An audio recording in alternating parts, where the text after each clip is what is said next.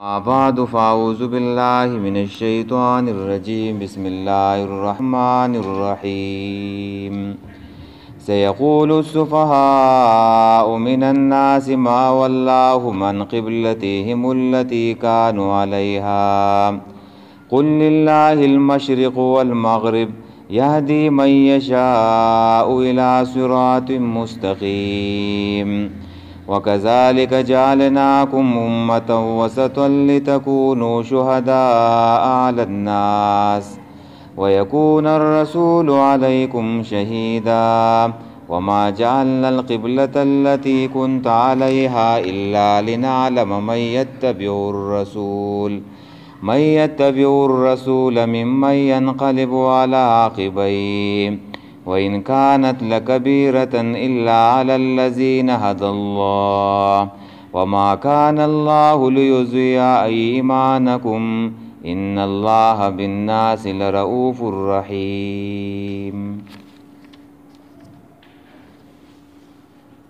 دا سورة بقرة دا آیات نمبر 142 او 143 دویمی سپاری اولنی دو آیاتونه دي. اول سپاره موږ د الله په فضل سره هغه سرته ورسوله چې پای کې ذکر د بنی اسرائیل وو. اوس دا دویمه سپاره ده، په دې کې ذکر د بنی اسماعیل دی، د دې امت ذکر دی. د اوسه پورې د بنی اسرائیلو تذکره او د هغو ذکر روانو او الله هغوی ته د هغوی غلطیانې په ګوته کولې چې دا غلطیانې تاسو وکړې نو تاسو ما د امامت نه لرې کړی، د ځمکې امامت مې وس د ابراهیم علیه السلام بل زویله چې اسماعیل علیه السلام دی هغې له مې د ځمکې امامت ورکو. نو امامت منتقل شو د بنی اسرائیلو نه بنی اسماعیل ته او د هغې اولاد ته، او د دې نښه او علامه څه ده چې دا امامت دې امت ته چې دی نو منتقل شو. نو نښه او علامې دا ده چې قبله چې دی نو هغه بدله شوه. د اوسه پورې په اوله سپاره کې د بنی اسماعیلو تذکره وه، د دې دواړو سپارو فرق هم په دې باندې راغی چې قبله بدله شوه. چې قبله بدله شوه نو امت هم چې دی نو بدل شو، د ځمکې امامت چې دی نو هغه هم بدل شو. دا قبله بدلیدل نه دی، دا علامه د څه ده چې امت مې بدل کو. لکه فوجي جرنیل چې بدلیږي نو هغې له هغه سټیک او هغه لخته نه یو، هغه لخته وله ورکي. دا علامه یو چې دا فوجي جرنیل چې دی نو اوس بدل شو، هغه لخته هغه بل جرنیل ته چې دی نو حواله کړه. نو دغه شان چې امت امامت بدل شو نو علامه څه شي ده؟ قبله چې دی نو بدلیدل دي. چې د اوسه پورې بیت المقدس قبله وه نو هغه قبله چې دی نو هغه منسوخه شوه، او اوس چې دی نو کعبه چې دی نو قبله چې دی نو هغه وګرځېدله. او په دې سپاره کې به احکام بیانېږي د دې امتو. اوس خبره دې امت لراله نو د دې امت احکام به بیانېږي، د اوداسه مسله، د مانځه مسله، د نکاح مسله، د طلاقو مسله، د معاملاتو مسله، د قرضو مسله، د معیشت مسله، د جهاد مسله، د سود مسله. دا په دې سپاره کې بیانېږي او په آخره کې به الله تعالی دا صورت په توحید باندې ختم کی چې لله ما فی السماوات و ما فی الارض. دا په توحید باندې دا صورت ختم شي. نو په دې اول آیاتونو کې د قبلې مسله چې دی نو هغه بیانېږي، او په دې باندې اعتراض کولو بنی اسرائیلو اعتراض او د هغې جوابونه به کوي په دې آیاتونو کې چې نبی علیه الصلاة والسلام په مکه کې و نو په دې مکه کې به نبی علیہ السلام داسې مونځ کولو چې د حجر اسود او د رکن یمانی په منځ کې به ودرېدلو نو ام به پکې کعبه قبله راغله او ام به پکې بیت المقدس قبله راغله دواړه به پکې راتلله خو چې بیا نبی علیہ السلام مدینې ته هجرت وکړو نو هلته خو دا چل هلته نه شو کېدی هلته داسې ممکن نه وه نو نبی علیہ الصلوۃ والسلام د الله په حکم باندې بیت المقدس ته چې دن 18 میاشتې دا مونځ کولو په مدینه کې نو بیا الله تعالی حکم راولېږلو چې وسته خانه کعبې ته چې دنو مخ کا دا مسجد قبلتین کې د ماسپښین مونځ کېدو په مدینه کې دا جماعت ته بنو سلمہ جماعتو 2 رکعات هغې قبلې ته شو بیت المقدس ته او د 2 رکعات نه پس جبریل راغی چې په ولي وجهک شطر المسجد الحرام مسجد الحرام خانه کعبې ته چې دنو مختاو کا نبی علیہ الصلوۃ والسلام او صحابه کرام په مانځه کې راوګرځېدله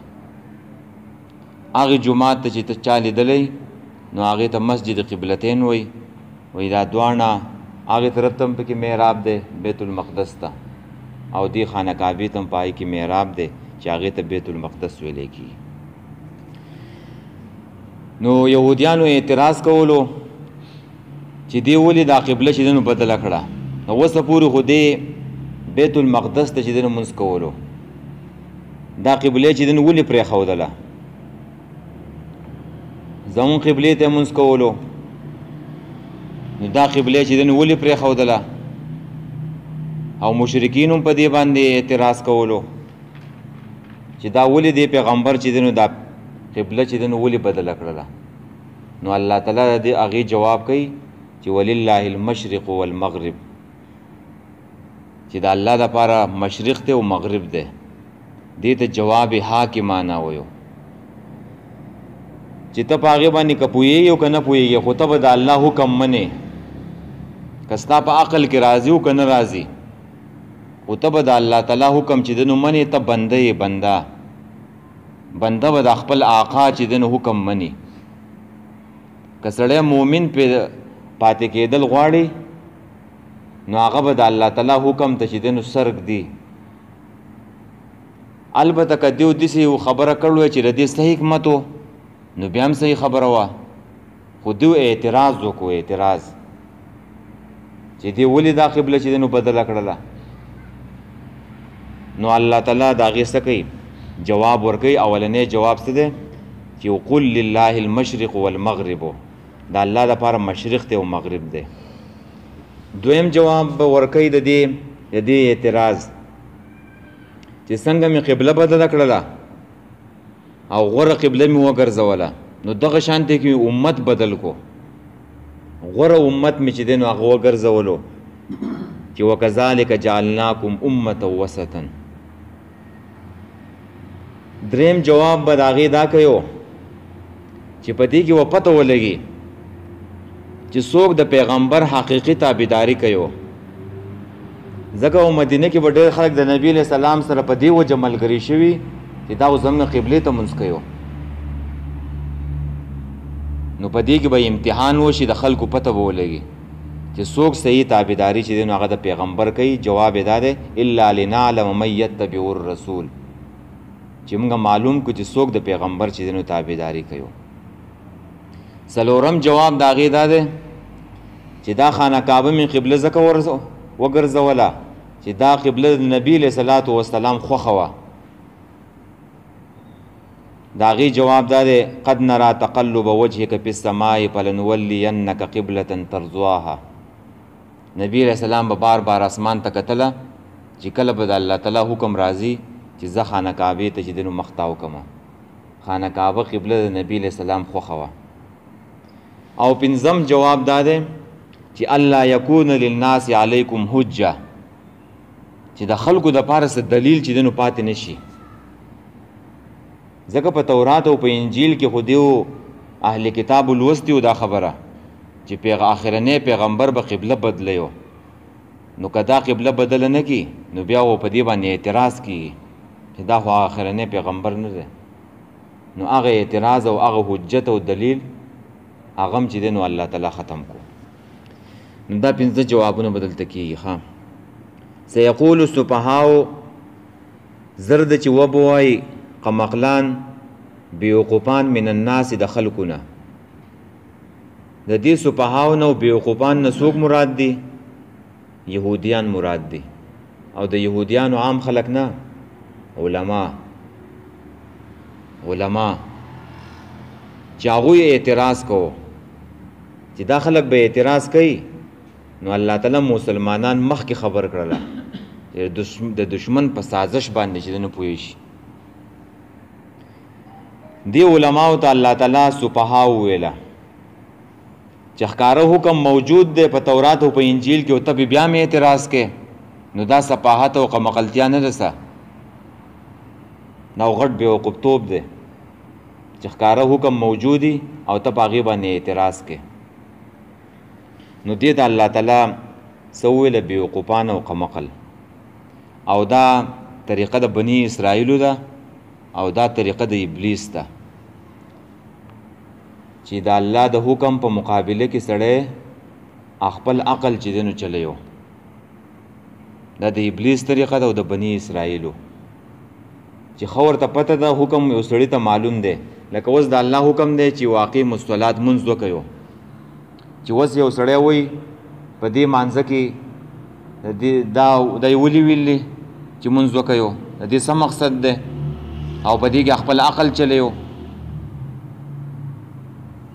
نو دا غټ بیوقوف او قمقل نه دی چې د شریعت په مقابله کې سړی خپل عقل چلیو. عقل ډیر معمولی دی، وړوکی دی. نو د شریعت په مقابله کې عقل چې دی نو هغه نه چلیږي. په دې تفسیر قرطبي کې عبدالکریم شهرستانی هغه په خپل کتاب الملل والنحل کې نقل کړی دی چې ابلیس د الله د حکم نه انکار وکړو او سجده ونه کړله او دا یې وویل چې زه خو د آدم نه غوره یم او غوره به څنګه چې دی نو ناغوره ته سجده کوي. نو دا ابلیس ولګېدو دې ملائکو ته وویله چې تاسو دې الله ته ووایو چې الله تا ته ښه پته وه، تا ته خو پته وه چې زه به آدم ته سجده نه کوم او ته تا زه ګمراه کړم، نو تا بیا زه ولې پیدا کولم چې تا ته ښه پته وه چې دا به سجده نه کوي او جهنمي دی، نو تا بیا زه ولې پیدا کولم؟ نو الله تعالی ملائکو ته وویله چې تاسو د ابلیس ته ووایئ چې ته ما رب منې که نه منې. نو فرشتې راغلې او آدم ته ابلیس ته وویله وایي الله وایي چې ته ما رب منې که نه منې. ابلیس په دې باندې خاموش شو، د اوسه پورې جواب نه دی کړی. ځکه ابلیس دا نشي ویلی چې الله تعالی زما رب نه دی. الله تعالی خو زموږ رب دی، د هر چا چې دی نو رب دی، څوک د دې نه انکار کوي. نو جواب یې ورنکو ځکه چې ابلیس خپل عقل چلولو د الله د حکم په مقابله کې، او عقل نه دی دا ډېر ورکوټی شی. نن زمانه کې هم خلک عقل چلیو، په شریعت کې په دین کې عقل څنګه چلی؟ دا خلک نه دي، دا یو غټه وسپنه راوړي، غټه وسپنه او د زرګر سره چې کومه ورکوټي تله ده په هغې باندې تلي. نو دومره غټه وسپنه خو د زرګر په هغه ورکوټي تله باندې نه تللی کېږي. او دا شریعت نه دی، داسې د یوې ورځې دین خو نه دی، نه د یو کال دین دی، نه د یوې میاشتې دی، نه د 100 کالو دی. دا ازلي او ابدي دین دی، تر قیامته پورې به یو. داسې د وړو ماشومانو ټول خبرې دي سه ستا په عقل کې نه راځي چې ته به یې نه منې. عقل خو ډېر کمزور دی، ډېر ورکوټی دی، چېرته عقل او چېرته چې دی نو شریعت و. نو دا د بني اسرائیلو طریقه ده او دا د ابلیس طریقه ده چې دیو په دې باندې اعتراض کولو ښه ورته چې دی نو حکم معلوم و چې په دې باندې موږ نه پوهېږو دې پیغمبر دا قبله ولې بدله کړله. او که څوک الله ته رب ویو الله ته حاکم ویو نو هغه خپل عقل بیا نه چلیو هغه بیا دې ته چې دی نو تسلیمیږي خجی نو سيقول سفهاء زرد چې وبوای بیوقفان من الناس سفهاء الجهال جاهلان بیوقفان قمقلان من الناس نخلقنا ای اليهود والمشركين ما واللهم ای شيء صرف النبي صلى الله عليه وسلم والمؤمنون چې څه شي واړه ولا پیغمبر او دا مؤمنان ما واللهم څه شي واړه ول دیو عن قبلتهم التي د قبله اغنا کانو چې ودیو علیها پاغي باندې استقبالها فی الصلاه وهي بیت المقدس بیت المقدس ته منځ کولو نو دا غینه څه وجه چې دنو هغه واړه نو الله تعالی داغي جواب کوي قل ورته وای لله المشرق دا الله د پر مشرق ته والمغرب او مغرب ده دا د دې حاکمانه جواب ده کته الله حاکم او رب منی نو ته انسان ته د الله حکم منه چې الله چاته و چې کم طرف ته مخ کوو جو مخ کوي بکنه کاغه چې مشرق ته مخ کوي جو مشرق ته مخ کوو کاغه مغرب ته مخ کوي جو مغرب ته مخ کوو انسان خو چې دین هغه بنده ده هغه به خپل آقا د مالک حکم چې دین هغه مني یهدی هدایت کوي من هغه چاته یشاو چې خوښ شي الی صراط مستقیم د نیغ لاري ها نو دا د یو جواب پدې کې وشو چې د الله لپاره مشرق ته او مغرب ده چې الله کم طرف ته وایو نو هغه طرف ته بجدنو مخ کو نو تاسو اعتراض چې نو هغه بے زیاده وکذالک او دارنګي جعلناکم وګرځولې موږ تاسو امه وسطن امت غره پدې کې اوس حکمت بیانېږي د قبله چې څنګه غره قبله وګرځوله نو دغه شان موږ تاسو غره امت چې دنو هغه وګرځولې غره امت او غره قبله دا الله تعالی چې دنو دی امت لور کړه امت دا ویل کېږي جماعت ته وسطن ماندا ای عدلن اعتدال والا چې په دې کې به صحیح اعتدال ويو چې نه به کمې کوي نه به زیاتې کوي انفرادي تور هم او اجتماعي تور هم نو دې ته سوی اعتدال وي او دې ته امت وسط ويو چې کمې زیاتې نه به ځان ساتي بالکل هغه وسط نه پامنځ باندې پاغي باندې بچیدن رواني دا زګینه نه در دي پاټي چې دین دا منځ دی وسط ته دا په دې اعتدال باندې دا امت سي رواني يهوديت یو طرف ته لاړو يهوديان عیسایان بل طرف ته لاړه دا په دنیا په سي لاړه يهوديان او دا عیسایان نه دي دا چې دین لاړه ګټونو ته راهبان شو او الله تعالی دیو تم ویلو چې په دې نه غلار باندې بزيو سیدا په اعتدال باندې بزيو نو دا امت نه دا په دې وسط باندې په دې مینز باندې په دې مرکزی نقطه باندې بچی دین رواني نه به کمې کوي نه به زیاتې کوي یو اعتدال له په عقیده کې ونه کمې کې نه به زیاتې کې لکه پیغمبران نه دي پیغمبران نو د پیغمبر درجه ورکې وس يهوديانو په دې کې او عیسایانو په دې کې کمې زیاتې کړو يهوديانو عزير عليه السلام د الله سره چې دنو شریک کړو د الله سره یو ځای کړو او دغه شانتي کې عیسایانو عیسی علیه السلام د الله سره یو ځای کړو او بیا يهوديانو بل کارم کړو چې کمېم کړو کمې پاخیده کې زیاتېم کړو کمېم کړو عیسی علیه السلام ته نعوذ بالله ولد الزنا ویلو دې ته سویو کمې ویو نو په عقیده کې بنا زیاتې کې نه بچیدنو کمې کې چې یو پیغمبر به د خدای درجه ته نه رسې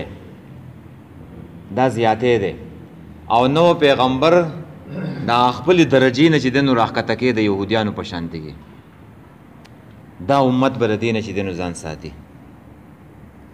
چې زمونږه په عقیده کې بنه کمې او نه به زیاتې دغه شانتي کې د دې امت مشران نه دي، علما مشران امامان، هغه به د پیغمبرۍ درجې ته ګوره نه رسې، ناغي ادب بکې مشرانو، ادب او احترام به کې، او چې اوس سړی امام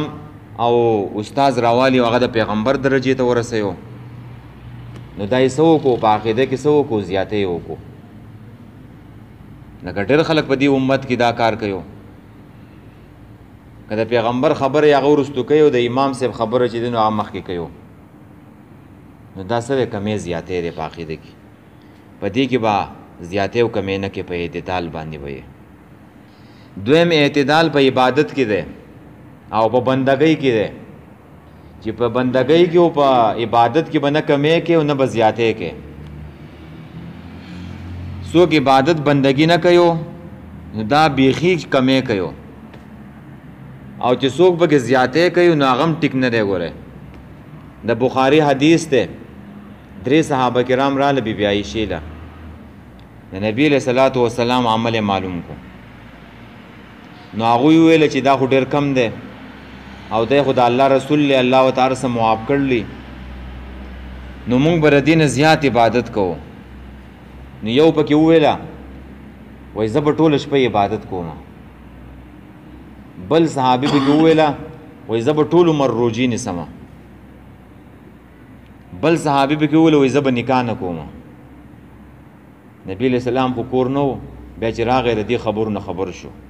نبي علیه السلام پسې کور ته راغی، لاړه کور ته پسې لاړو،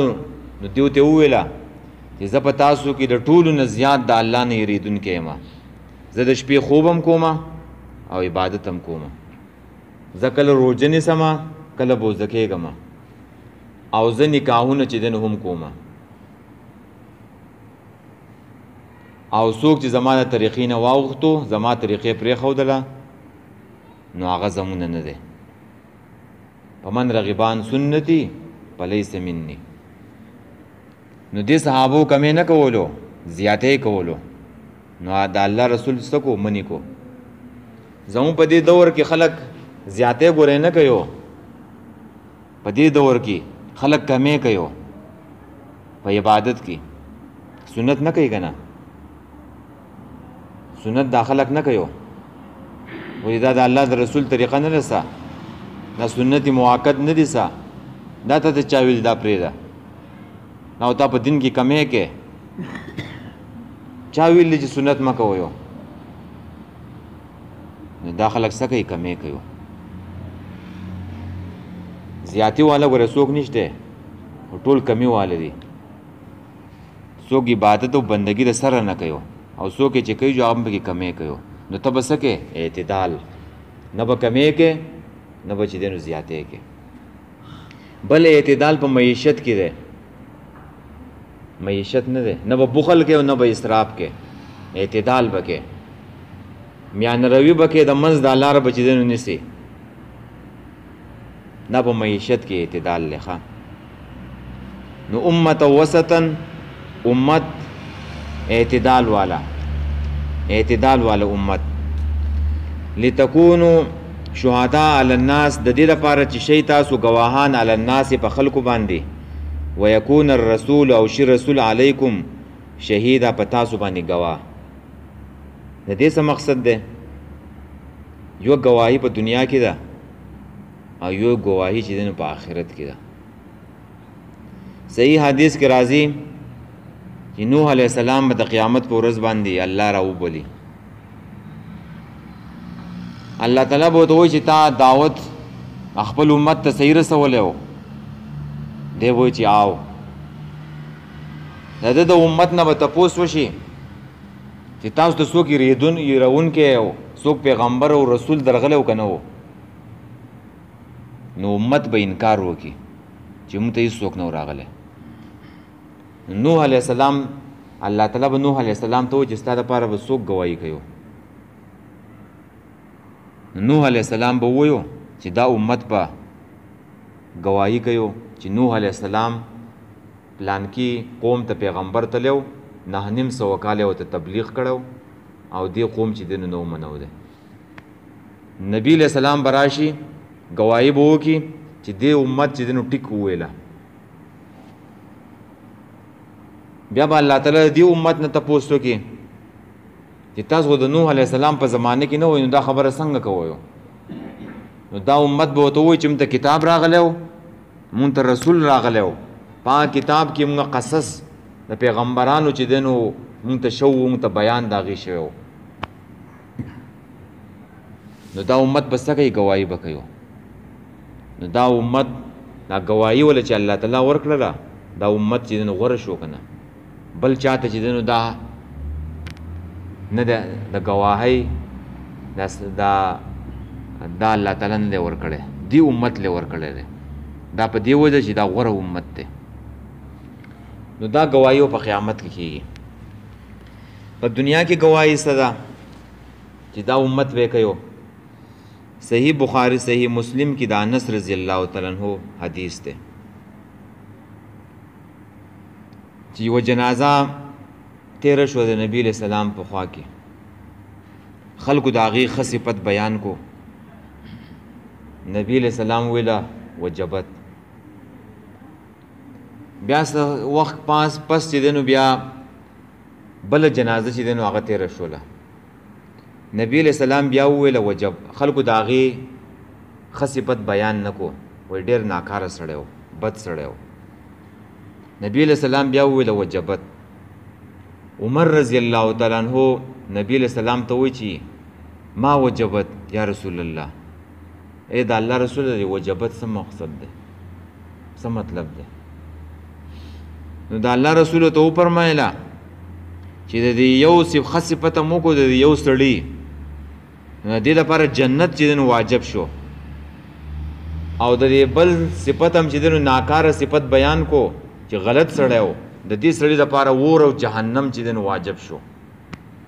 ولی وانتم شهداء الله فی الارض، تاسو په ځمکه کې د الله ګواهان یو. تاسو چې د چا باره کې ګواهي وکئ، الله تعالی په هغې فیصله کوي. دا د په دنیا کې ګواهي ده چې دا امت د چا باره کې ګواهي وکړي، الله تعالی په هغې فیصله کوي. نو خپل اخلاق او خپل عمل ټیک کول پکار دي. هسې نه چې د مرګ نه پس زموږ خلک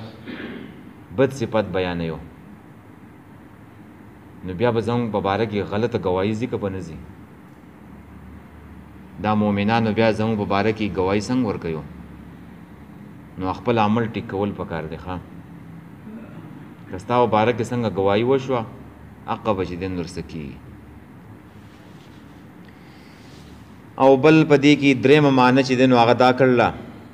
تفاسیرو چې لتکونو شهداء علی الناس، چې شی تاسو په خلکو باندې د توحید بیان کوونکي، چې تاسو په خلکو باندې توحید بیان وکړو. او ویکون الرسول علیکم شهیدا، او د الله رسول په تاسو باندې چې دی نو ګواهي کوونکی شي چې دې خلکو توحید چې دی نو بیان کړو، انفرادي طور او اجتماعي طور. دا خبره ده. وما جعلنا القبلة التي، او موږ نه د ګرځولې او موږ نه و ګرځولې قبله هغه كنت چې وې ته علیها په هغې باندې الا لنعلم، مګر دې دپاره چې موږ راښکارو کو، معلوم کو من هغه څوک یتبع الرسول چې تابعداري کوي د رسول. دا بل حکمت بیان شو چې دا قبله الله تعالی ځکه بدله کړله چې نبی علیہ السلام سره او په مدینه کې ډېر خلک په دې وجه ملګری شوي وو چې دا اوس زموږ قبلې ته مونځ کوي، نو راشه د دې تابعداري کوه. نو اوس چې قبله بدل کړه، نو اوس پته ولګي چې حقیقي تابعداري چې دی نو هغه څوک کوي او څوک چې دی نو په پوندو باندې اخوا اوړي. ممن د هغه چا نه ینقلبو چې اوړي او ګرځي علی عقبیه په پوندو خپلو باندې، و ان کانت او یقینا ودا بدلیدل د قبلې لکبیرتن خامخا ډېر ګران، الا علی الذین مگر په هغه کسانو هد الله چې الله ورته هدایت کړو، یعنې په هغوی باندې ګران نه و. او دا اولنۍ نسخه وخه، نو دا دو رکوګانې نه، دا الله تعالی په دې باندې باز کوي، په دې باندې ډېر تاکیدات کړلي. دا دو رکوګانې باز په قبلې باندې دی. چې خلق به اعتراضات کوي، خلق به خبرې کوي. وما کان الله نو نه دی الله پاک لیضیع چې برباد کی ایمانکم منځونه استاسو. ځینې خلکو وویله چې دا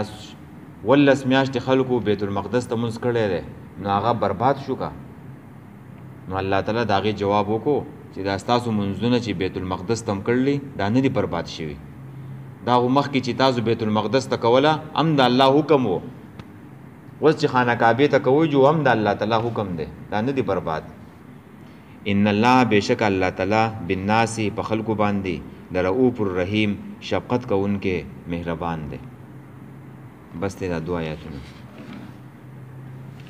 سیقول السفهاء زرد جواب وبوای بیوقفان من الناس د خلقنا ما واللهم چې څه شي واړول دیو عن قبلتهم التي د قبله اغنا كانوا چې دیو علیها پاغي باندې. قل ورته وای لله المشرق د الله د پاره مشرق دی والمغرب مغرب دی.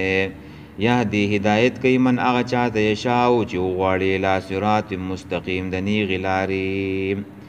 وکذالک او دغه شان جعلناکم منګر زولی تاسو امتن امت جماعت وسطن غره اعتدال والا یعنی په عقیده کې به اعتدالی، په بندګۍ کې به اعتدالی او په معیشت کې به اعتدالی. لتکونو دې لپاره چې شئ تاسو شهدا گواهان علی الناس په خلکو باندې، یعنی په قیامت کې گواهی وکي تاسو په خلکو باندې او یا په دنیا کې او یا تاسو شی توحید بیان کوونکی په خلکو باندې. لتکونو د دې لپاره چې شی تاسو شهدان گواهان علی الناس په خلکو باندې. ويكون الرسول او شي رسول علیکم پتاسو باندې شهیدن گواه. وما جعلنا القبلة التي او نو ګرځولې موږ قبله هغه كنت چې ویت علیها پاغي باندې الا لنعلم او مگر دې دپاره چې مونږ راښکاره کو معلوم کو من هغه څوک یتبع الرسول چې تابعداري کوي د رسول ممن د هغه چا نه ینقلبو چې اوړي علی عقبیه په پوندو خپلو باندې. وان کانت او یقینا د قبلې دا بدلول لکبیرة خامخا ډېر ګران و الا علی الذین مگر نو ګران په کسانو باندې هد الله چې ورته هدایت کړی و الله پاک. وما کان الله ندی الله پاک لیضیع چې ضایع کی ایمانکم منځونه ستاسو. ان الله بشک الله پاک بالناس په خلقو باندې لرؤوف الرحیم شفقت کوونکی او مهربان دی. اللهم احسن عاقبتنا فی الامور كلها واجرنا من خزي